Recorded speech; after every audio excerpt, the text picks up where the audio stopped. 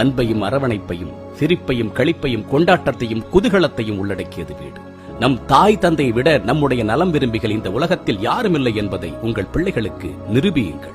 தோழமையோடு இருங்கள், ஆனால் அதில் அறம் பேணுங்கள். யாரிடமும் ஒட்டாமல் வளர்த்து விடாதீர்கள்.